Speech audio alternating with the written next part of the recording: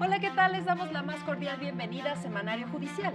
Soy Lorena Sánchez Cabrera y en los próximos minutos le daremos cuenta de las sentencias más relevantes de la Suprema Corte en pleno y salas, así como de las decisiones más importantes del Tribunal Electoral y órganos jurisdiccionales federales. Saludo con gusto a mi compañera Eusiris Rostro, quien nos acompaña en la interpretación en lengua de señas mexicana. Hola, Eusiris. Y es así como iniciamos.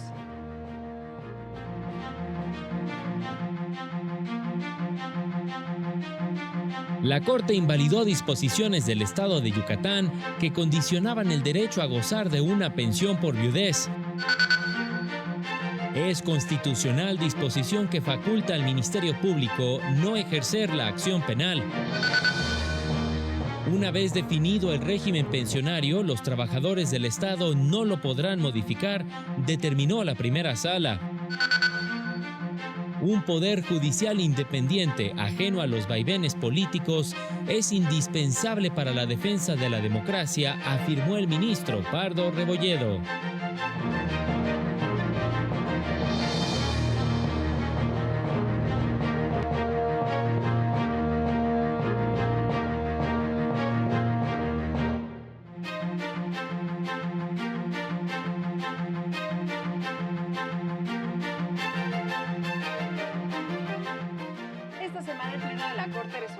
Relacionados con los marcos normativos de Morelos, Zacatecas, Yucatán y derechos de autor.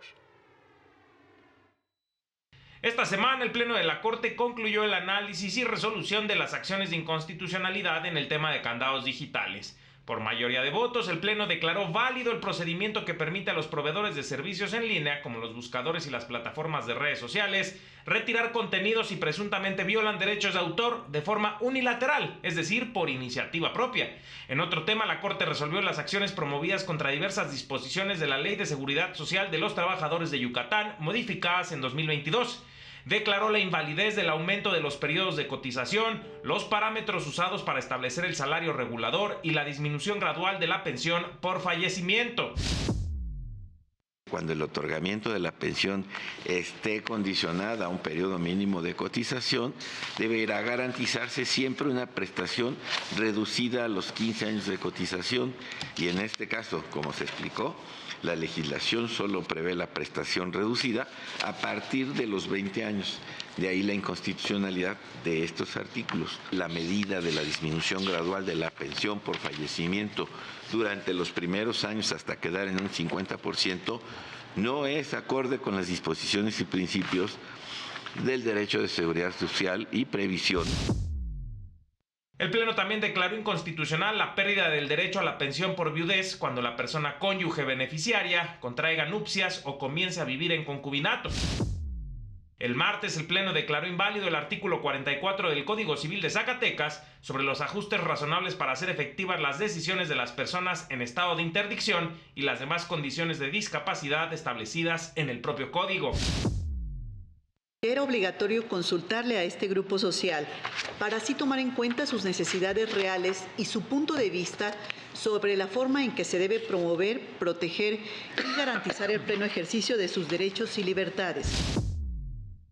Entre los efectos de la resolución está que el Congreso de Zacatecas tendrá que legislar nuevamente sobre esa materia. Al resolver otra acción, por mayoría de votos, el Pleno declaró válida la consulta previa a la emisión de la Ley para la Inclusión al Desarrollo de las Personas con Discapacidad de Morelos. De acuerdo con la mayoría de las ministras y ministros, se acreditó que hubo una consulta a las personas con discapacidad con los requisitos jurisprudenciales. Para el canal del Poder Judicial de la Federación, Mario López Peña. El Pleno también analizó las acciones de inconstitucionalidad promovidas contra el artículo de la Ley de Salud de Morelos, que regula la objeción de conciencia. El tema central de debate fue si para declarar la invalidez se partía de una acción previa en la que había declarado inconstitucional otra redacción del mismo artículo, resolución en la que la Corte propuso lineamientos orientadores para legislar en la materia.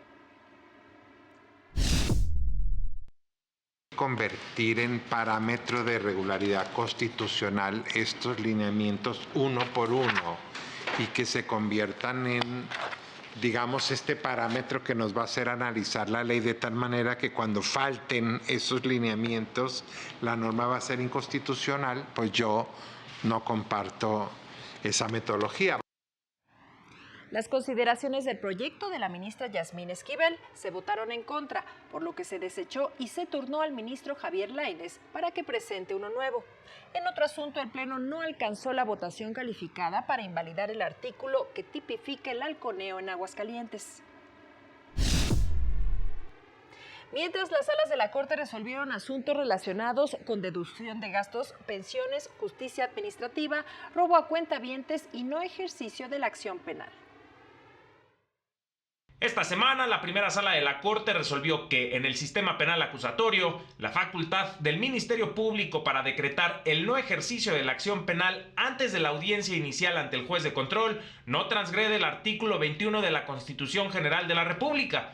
Esto porque no es una facultad unilateral de esa autoridad, sino que es parte de un sistema en el que la decisión pasa por una autoridad superior y, en su caso, puede ser sometida a los órganos jurisdiccionales para evitar un uso arbitrario del poder del Estado. En otro asunto, la sala se pronunció por la constitucionalidad del aumento de penas por asalto a cuentavientes. Esto al revisar una sentencia dictada en un juicio de amparo, promovido por un hombre que, de forma violenta y en compañía de otro sujeto, despojó a una persona de 15,000 pesos que acababa de retirar de una institución bancaria cuando se dirigía a su oficina. Por otra parte, declaró inválido el artículo 57, primer párrafo de la Ley de Procedimiento Contencioso Administrativo de Baja California Sur, que prevé el sistema de litis cerrada. Este sistema consiste en que, al impugnar un acto administrativo, solo se pueden hacer valer razonamientos que se hubieran planteado desde el recurso de revisión ante la autoridad administrativa, sin permitir razonamientos nuevos. La segunda sala de la Corte determinó que una vez que las y los trabajadores sujetos a la ley del ISSSTE han elegido el régimen de pensiones, no podrán modificarlo. Esto al interpretar que esa prohibición de modificar el régimen prevista en la ley del ISSSTE respeta el derecho a la seguridad social. También la segunda sala estableció que los requisitos previstos en la Ley del Impuesto sobre la Renta vigente en 2022 para realizar deducciones por servicios de asistencia técnica, transferencia de tecnología o regalías respetan los principios de razonabilidad, proporcionalidad tributaria y mínimo vital. Para el canal del Poder Judicial de la Federación, Mario López Peña. Y con el fin de adoptar estándares de lenguaje comprensible y accesible en la redacción de sentencias, normas internas y documentos públicos, la Suprema Corte y el Consejo de la Judicatura Federal se adhirieron a la Red Panhispánica de Lenguaje Claro.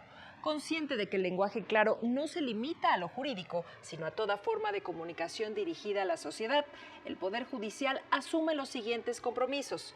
Reconoce el derecho de todas las personas a comprender, promoverá el lenguaje claro y accesible, contribuirá a la consolidación de la red y promoverá nuevas adhesiones. Utiliza el lenguaje claro y accesible en documentos escritos y audiovisuales, mantener comunicación fluida e intercambiará información con los integrantes de la red, para lo cual designará a un delegado de lenguaje claro. A esta red, que nació el 9 de junio de 2022, impulsada por la Real Academia Española, están afiliadas instituciones públicas y privadas de 23 países. En el caso de México, pertenecen a la red la Escuela Judicial Electoral, el INAI, el ITAM, la Academia Mexicana de la Lengua y el Ilustre y Nacional Colegio de Abogados. En más noticias, el Encuentro Nacional para una Agenda de Seguridad y Justicia desde el Poder Judicial llegó a Guadalajara, Jalisco, con la participación del ministro Jorge Mario Pardo Rebolledo.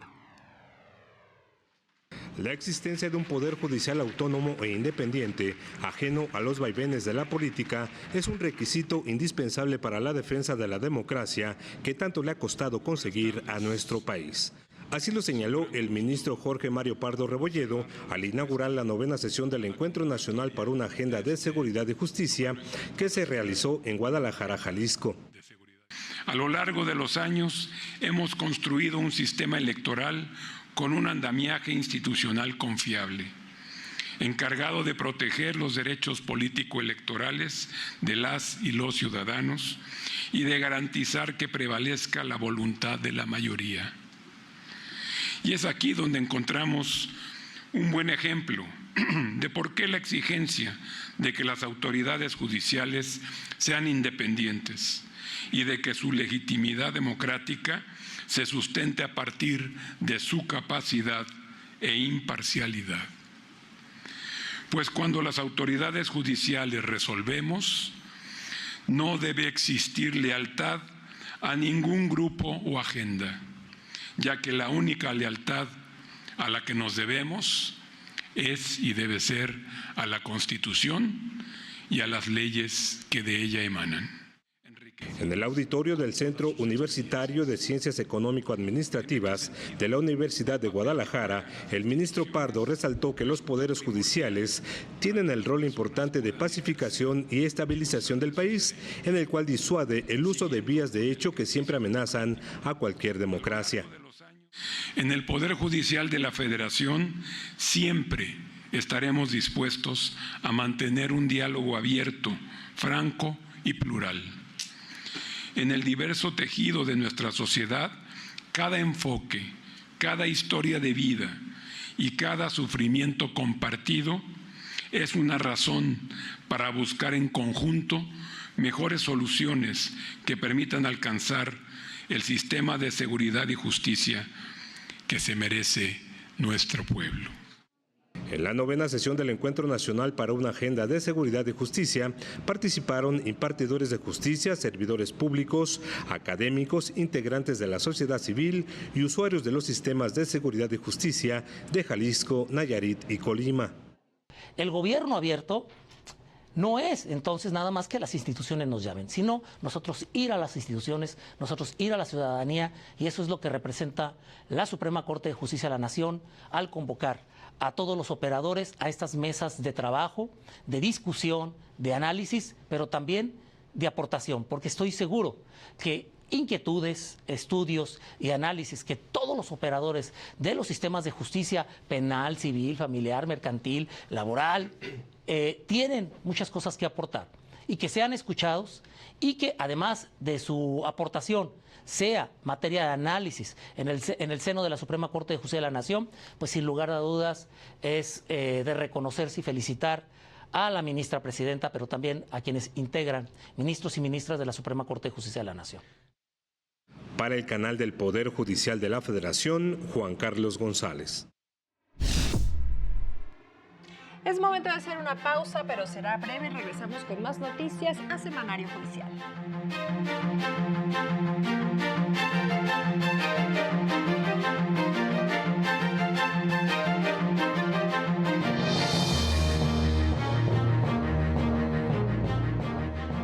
Al regresar, aseguran que si las autoridades penitenciarias no garantizan la vida de las personas privadas de la libertad, las cárceles deben cerrar.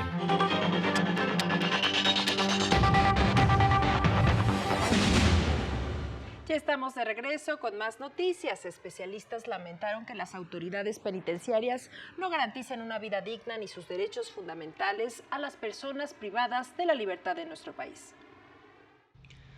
Las condiciones de vida digna para las personas que se encuentran privadas de la libertad deben ser prioridad dentro del sistema de ejecución penal, sobre todo en las prisiones de la región que se caracterizan por situaciones de hacinamiento, inseguridad, corrupción, abusos de autoridad, violencia y carencia de acceso a servicios de salud. Así lo indicó Alejandra Rabasa Salinas, titular de la Unidad General de Conocimiento Científico y Derechos Humanos de la Suprema Corte, al inaugurar un congreso latinoamericano en la materia. Realmente las condiciones de violencia, de abandono, de denegación sistemática de derechos, de ausencia de una tutela judicial efectiva, de condiciones que hagan posible la dignidad de las personas en los centros penitenciarios, acercaría más los sistemas de ejecución penal a sistemas de venganza y de castigo que a sistemas de justicia. La directora del Instituto Federal de Defensoría Pública reiteró el abandono y la discriminación que viven las personas reclusas, sobre todo las que se encuentran en condiciones de vulnerabilidad. La falta de enfoques diferenciados para estas personas en específico lo que genera son omisiones, falta de acción de las autoridades estatales, tanto a nivel administrativo como jurisdiccional, que, insisto, agrava la ya de por sí situación generalizada de difícil acceso a la justicia y de difícil goce de derechos que prevalece en las prisiones.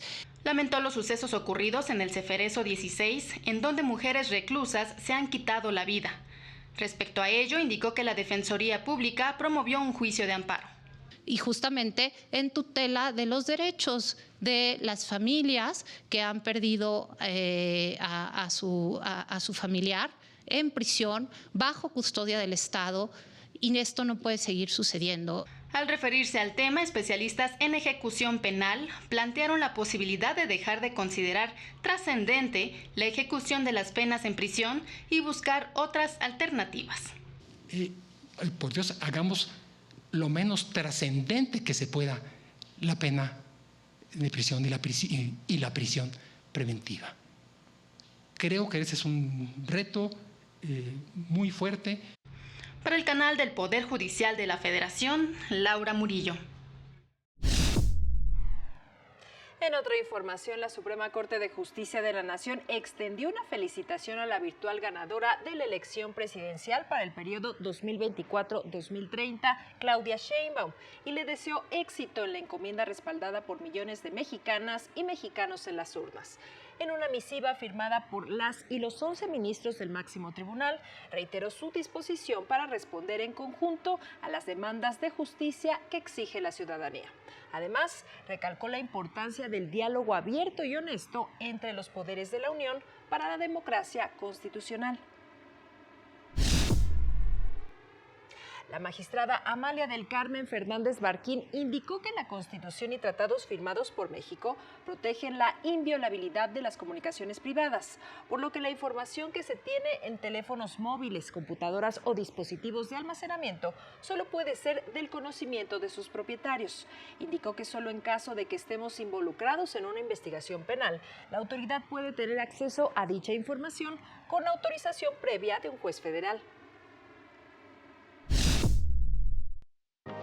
Por regla general es un control judicial previo, solo en caso de urgencia puede ser un control judicial posterior y además en este caso solo los jueces federales pueden dar estas órdenes y su plazo de resolución es brevísimo, es de 6 horas por regla general.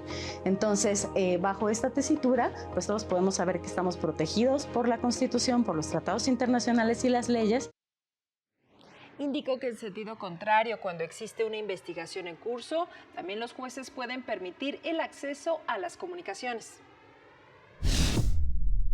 Cuando existen personas secuestradas, delitos de extorsión, de delincuencia organizada, pues los jueces son garantes de esta situación para que pueda la autoridad válidamente incidir en estos derechos y lograr muchas veces el rescate de las personas.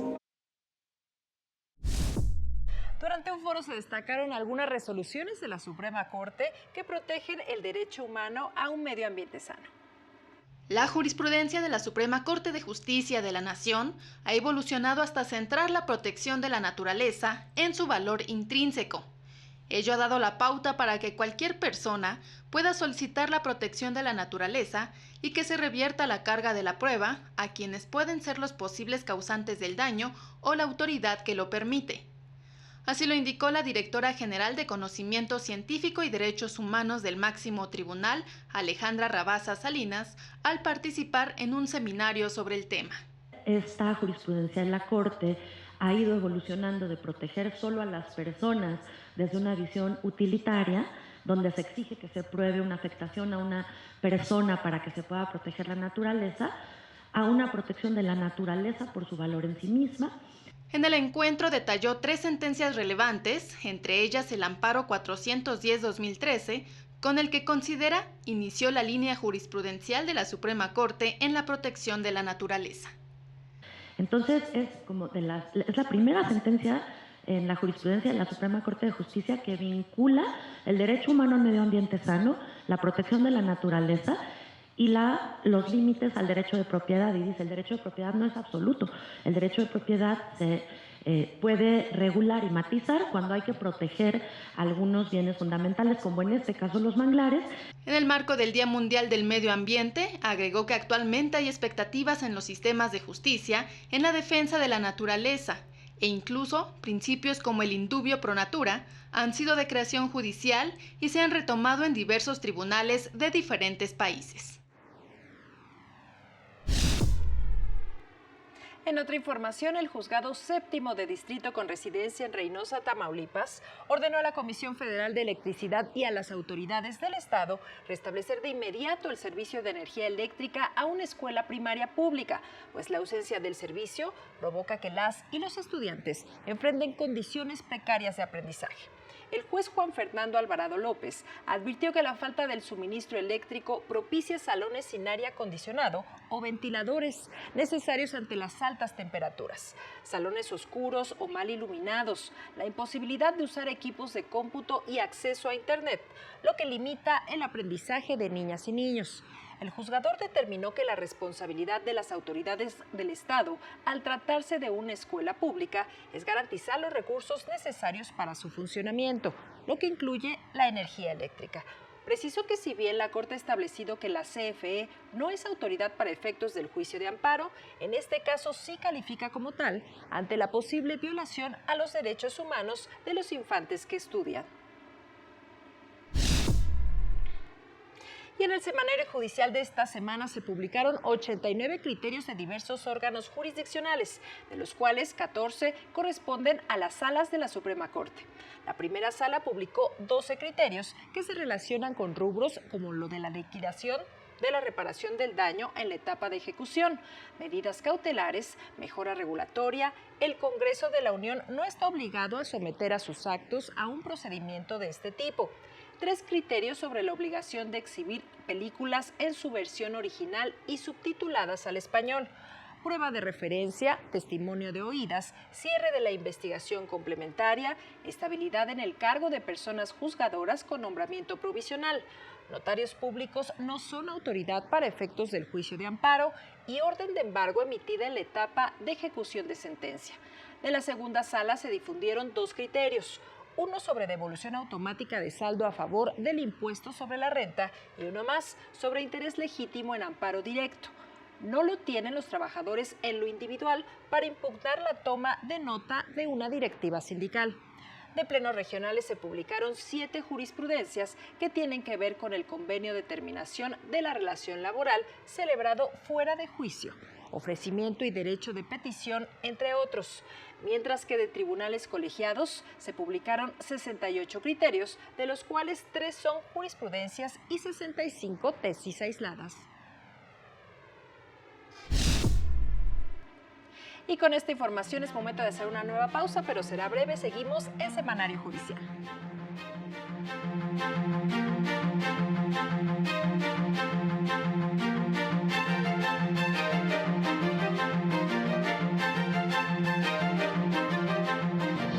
Más adelante, el Tribunal Electoral resguardará boletas y actas de escrutinio y cómputo para calificar la elección presidencial.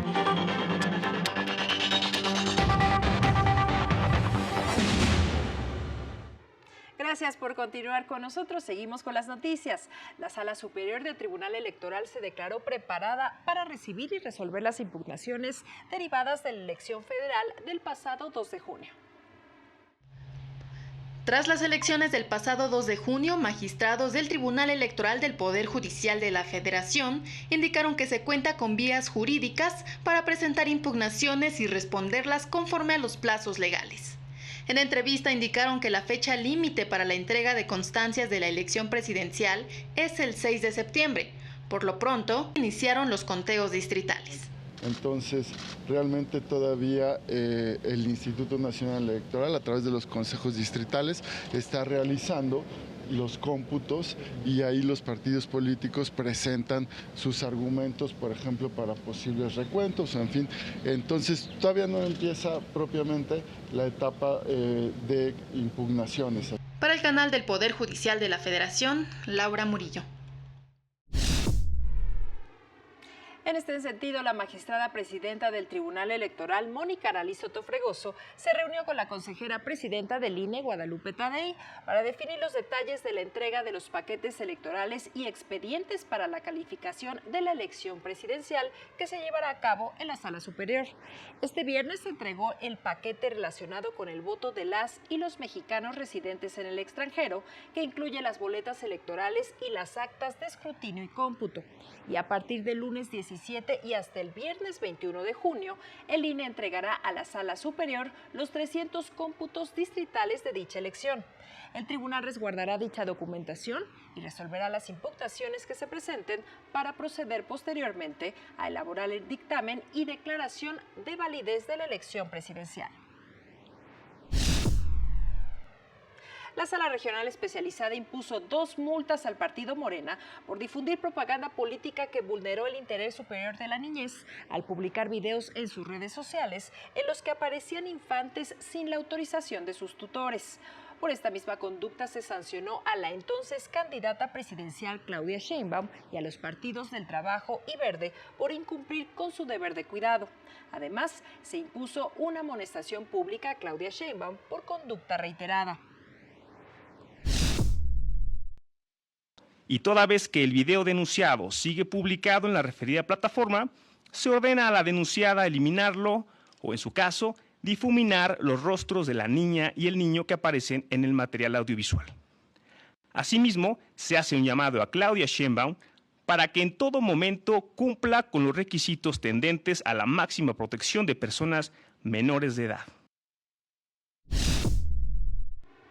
Y en más temas electorales, en la UNAM, especialistas alertaron sobre el riesgo de la desinformación en las redes sociales y cómo esta puede incidir en el ámbito electoral.